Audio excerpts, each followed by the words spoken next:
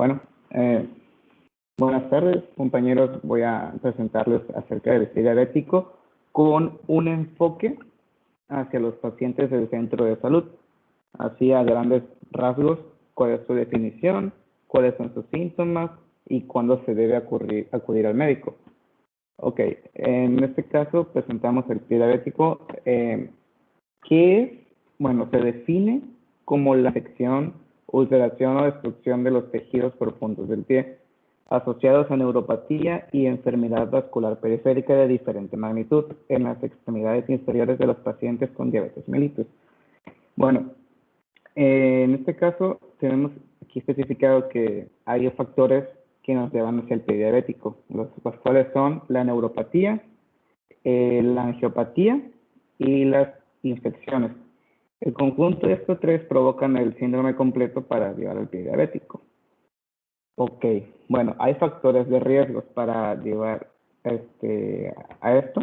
Principalmente es un mal control de la diabetes, no llevar sus medicamentos en orden, un estilo de vida desfavorable, mala alimentación, malos hábitos higiénicos y en sí malos cuidados también propios del paciente, ya sea por su medio de trabajo, sus hábitos personales, costumbres, educación, nivel socioeconómico también, y también tener ya antecedentes de alguna amputación previa, pues también factores de riesgo como el tabaquismo, edad avanzada, que tiene sus propios desgastes de la edad, el mal control metabólico, o sea, de la enfermedad como tal, y tener algunas deformidades, que ahorita vamos a llegar a ese punto de cómo llegan.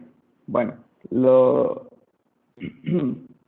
que predispone al pie diabético principalmente es la neuropatía. La neuropatía ocurre en los pacientes diabéticos cuando los niveles de glucosa están muy altos en la sangre, debido a que eso es propio de la enfermedad y aunado a un mal control, produce una toxicidad, lo cual destruye los nervios, sí, altera los nervios, ya sea a su conducción nerviosa, afectando a la vaina de mielina que los recubre, o simplemente provocando daño al mismo nervio. Entonces, pueden ocurrir algunas cosas, como que haya una alteración en las fibras sensitivas o si hayan diferentes cambios en las percepciones. ¿Qué quiere decir? Que o pueden sentir mucho dolor, pueden sentir ardor, pueden sentir entumecimiento, pueden sentir cambios de temperatura o simplemente pueden no sentir nada, que es cuando están entumidos regularmente. Pero ¿por qué pasa esto? Recordemos que también hay alteración en los vasos sanguíneos, lo cual hace que no haya una correcta irrigación al músculo, a los nervios, y esto puede producir poco a poco la atrofia. En este caso, la atrofia ocurre en el músculo debido a que no hay oxigenación correcta por un buen flujo sanguíneo. Cuando ocurre la atrofia muscular, también ocurre en los tendones, y esta alteración en los tendones y músculo hace que se retraigan y pueden provocar en el pie también unas deformidades en dedo de martillo o dedo en garra, como se conoce, debido a que se retraen, ¿no? Entonces ya hay una limitación en cuanto al movimiento, en cuanto a la distribución del peso en los pies. Y eso quiere decir que se recargue mucho más el peso en la planta, ¿ok? Y cuando ocurre esto, hay un aumento hay un engrosamiento de la piel debido a la mal distribución, se tiene que engrosar más la piel, pero como de por sí hay una isquemia en el pie, la piel se vuelve de por sí más gruesa, entonces aunados los dos se produce una hiperkeratosis. Ok. Em, ok, vamos a ver.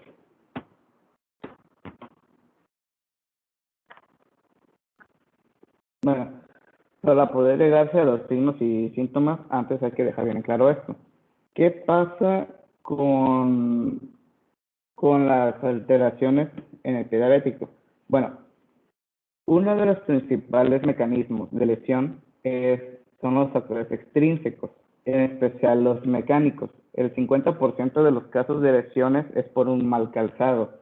¿Y eso a qué se debe? En que como precisamente los pacientes pierden sensibilidad en las extremidades inferiores, no se dan cuenta si ya tienen algún factor que los esté irritando constantemente en su zapato o simplemente no se hayan dado cuenta que hayan tropezado con algo, se hayan lastimado al haberse golpeado. No lo pueden sentir, entonces no se dan cuenta y progresa. También, pues, puede ocurrir cuando en el propio cortamiento del tendón, en el mismo calzado, la piel de los dedos que están en martillo rozan constantemente con el mismo calzado.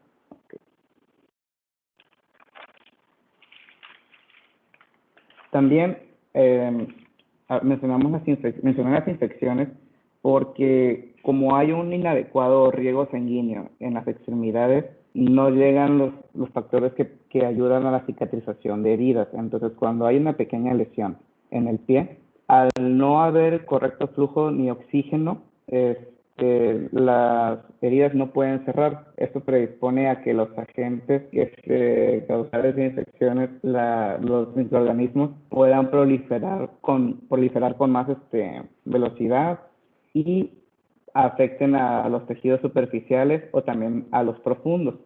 Ya cuando pasan a los profundos, ya por lo general son los microorganismos gram positivos y estos pueden desarrollar celulitis y también pueden diseminarse hacia las piernas por una linfangitis. Entonces ya se disemina la infección y ya es cuando empieza a haber un poco más de peligro, ¿no? En estos casos, que nos pueden desarrollar una artritis séptica o algo que nos pueda causar más molestias. Bueno. Para el diagnóstico del pie diabético, pues,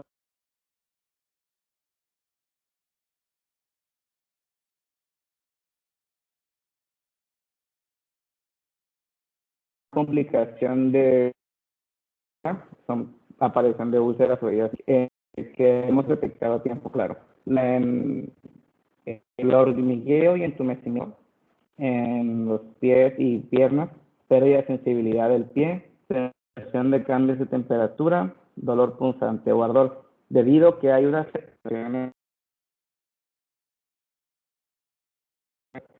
podemos y hormigueo debido al que no sienten el dolor. O sea, empieza con hormigueo y procede a entumecimiento, no sienten dolor ni sienten nada. La pérdida de sensibilidad va aunado a esto. No pueden sentir, o sea, ni un toque, ni un cambio brusco como un pinzamiento o que se tropiecen con algo o que se corten. Y la sensación de cambios de temperatura, los nervios también pueden hacer que una persona sienta los pies calientes, aunque no sean así. También sientan dolor, ya sea con estímulo o sin estímulo, o sea, sea extrínseco o intrínseco, ya sea punzante o de tipo de ardor, porque hay diferentes tipos de dolor. Y en este caso, como es un dolor nervioso, por lo general es más punzante y ardoroso, más que de otro tipo, ¿no?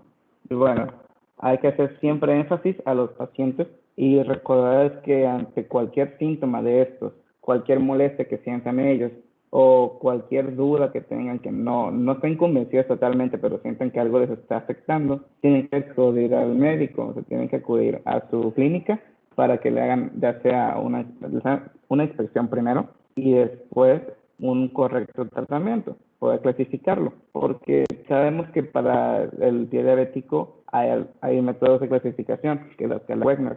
En este caso, no me toca a mí hablar de eso, pero una pequeña mención depende en qué tipo de lesión tenga el paciente en su pie, se clasifica y así poder dar el tratamiento más adecuado hacia este paciente.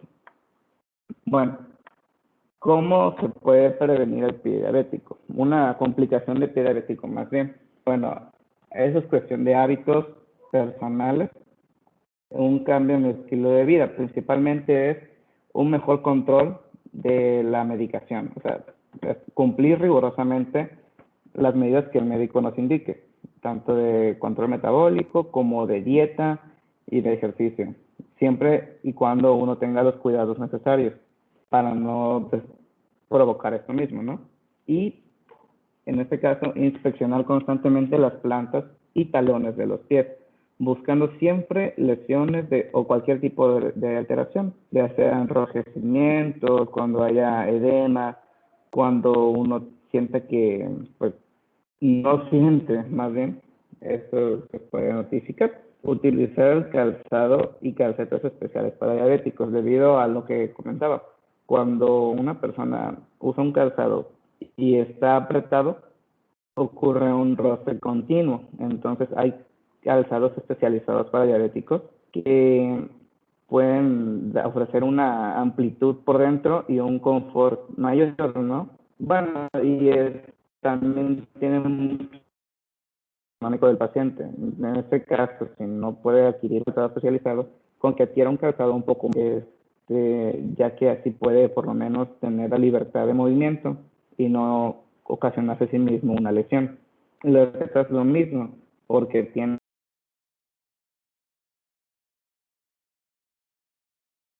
en el momento que los pacientes cuando tienen sus propias edematizaciones, les comprimen más y como ellos no sienten, realmente ahí es donde empieza la afectación en cuanto a flujo sanguíneo y a veces no se dan cuenta los pacientes y cuando llegan a su casa y no tienen este tipo de calzado y cuidados especiales, llegan y ya encuentran sus pies morados porque están, pues prácticamente están asfixiados de todo el día.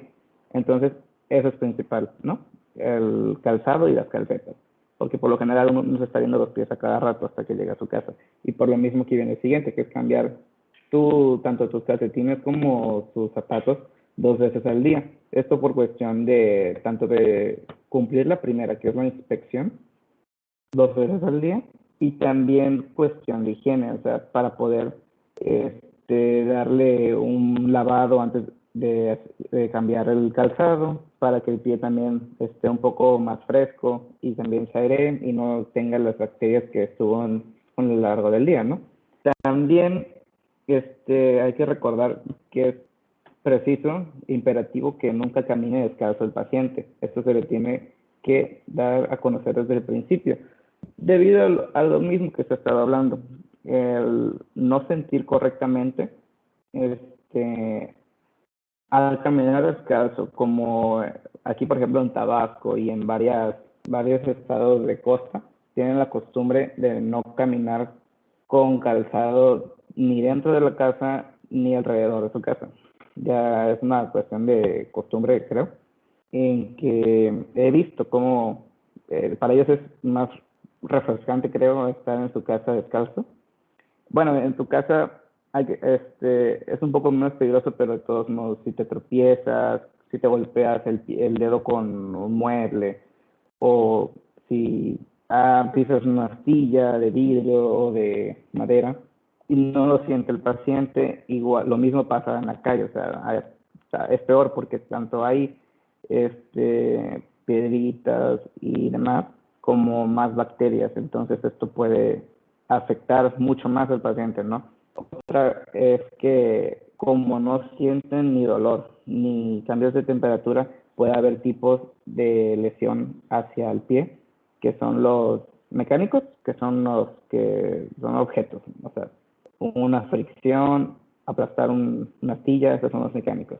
También puede ser los químicos y los térmicos. Los térmicos afectan aquí un poco más porque como caminan descalzo y van al asfalto, por ejemplo, y está caliente, ellos no lo sienten y se van quemando los pies durante todo lo que vayan caminando, ¿no?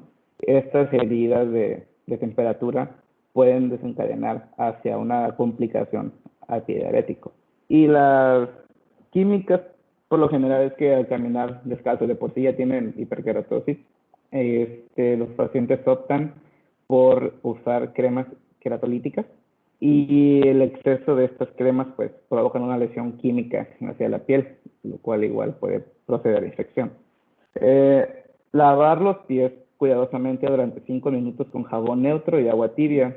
Esto es porque hay jabones que tienen perfumes o tienen otros químicos que también pueden afectar hacia una herida, por ejemplo. A un pie cerrado casi no, pero una herida sí. Y en este caso el jabón neutro no contiene parabenos ni tiene perfumes. Entonces es bueno el jabón, por ejemplo el jabón Sote es un jabón neutro muy económico, alcance de todos y de los mejores para la piel de hecho. Y 5 minutos es lo recomendable para llevar un correcto control de inspección durante el mismo lavado. Y el agua tibia, pues por lo mismo, para no provocar daños térmicos en el pie. Y al terminar, decirles a los pacientes que se aseguren de secar bien entre los dedos. Esto para que no prolifere el crecimiento de hongos o bacterias y para que también al ponerse los calcetines y los zapatos no se estén rozando con la misma agua. Bueno, algo muy importante y que sí hay que aclararle al paciente es acerca de cortarse las uñas. Por lo general, decirles que pidan ayuda a un familiar y enseñarles al familiar cómo hacerlo, porque a veces uno no pensemos en una persona mayor, no llega hasta su pie, ¿verdad? O no pueden flexionar su pie, entonces hay que enseñarles a un familiar de él que le ayude a cortar las uñas, pero siempre en corte recto. No hay que darle, o sea, no hay que hacer el corte curvo porque pueden, sino porque aparte con súper extremo cuidado de no cortar al paciente con el mismo corta uñas o alicate o pinzas o como le llamen, ¿no? Y las uñas enterradas que tengan por algún otro tipo de situación, que ellos mismos se hayan cortado, lo hayan cortado mal, o se hayan golpeado el pie y se haya enterrado la uña, deberán ser extraídas por un podólogo, en su defecto por una enfermera, pues, pero alguien que tenga el conocimiento. Y aclarar y siempre decir a sus pacientes que ante cualquier enrojecimiento, alteración, y sobre todo cualquier molestia que tengan, que tienen que acudir al médico, que sea notorio para ellos, pues, porque si lo notan quiere decir que ya está avanzado, ¿no? Ok, bueno, para el diagnóstico, aparte de que se tiene que hacer clínico, se tiene que hacer casi siempre es por buena inspección de piel. Hay unas opciones para llegar al diagnóstico. Por ejemplo, hay un diapasón graduado de Rieder-Seifert que tiene que también para ver cómo está, no, para llegar a lo mejor el complemento de diagnóstico, ¿no? También están los biotensómetros, está el monofilamento de Semmes-Weinster, que también nos ayuda en cuanto a la sensibilidad y percepción del paciente en cuanto a sus plantas de pie, y este da positivo cuando en una región no siente el paciente. También está el ecodoppler para ver el flujo sanguíneo, y especialmente las arterias tibiales, ¿no? Y, pues, y los que siguen. Y bueno, también hay otro método diagnóstico que es el índice tobillo-brazo. En este caso, se toma la presión arterial sistólica, se toma de cada tobillo y se divide entre la presión arterial sistólica de las arterias brachiales, la presión más alta. Se divide y ese da el índice. En este índice, lo normal se considera de 0.9 a 1.4. Ya cuando hay o más bajo o más alto, ya hablamos de una enfermedad vascular. En el caso de que fuera más bajo el índice, una enfermedad vascular, ya sea leve, moderada o grave. Y si es más alto, hablamos de unas calcificaciones arteriales, que esto igual indica un alto riesgo de compromiso cardiovascular, ¿no? Ok. Y bueno, entonces concluimos que las principales complicaciones del pie diabético son las infecciones, y esto es debido a la neuropatía como a la angiopatía, que ambas van a producir el daño a los nervios o al músculo, ¿no? Okay. Y bueno, pues esto sería todo. Dejar de compartir la pantalla.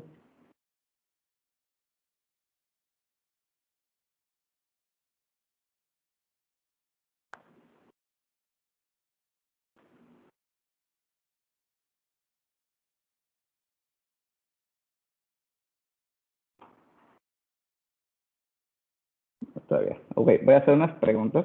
Si alguien quiere contestar, por favor, levante la mano para que le pueda decir, ¿no? Le dé la palabra. ¿Qué síntomas pueden provocar la neuropatía periférica? ¿Alguien que sepa? Enrique. Dolor, entumecimiento, sensación de ardor y sensación de cambios de temperatura. Sí, correcto, correcto. Bueno, voy a hacer otra pregunta y gracias, Enrique, por tu respuesta. ¿A qué se debe que aparezca el dedo en martillo o en garra?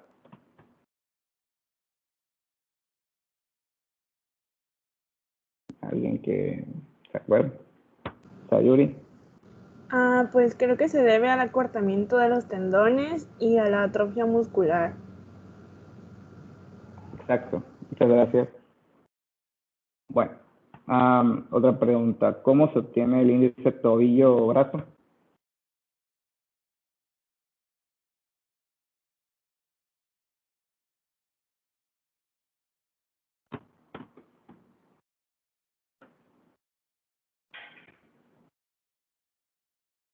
¿Alguien que se acuerde cómo se obtiene? Brenda. Se divide la presión arterial sistólica de cada tobillo entre la presión arterial sistólica más alta de las arterias braquiales. Gracias. Así es, así es. Y bueno, una última pregunta para que quede más en claro. ¿Cuál es la causa externa más común de lesión en el pie? Saúl. Sería el uso de calzado inadecuado, ¿no?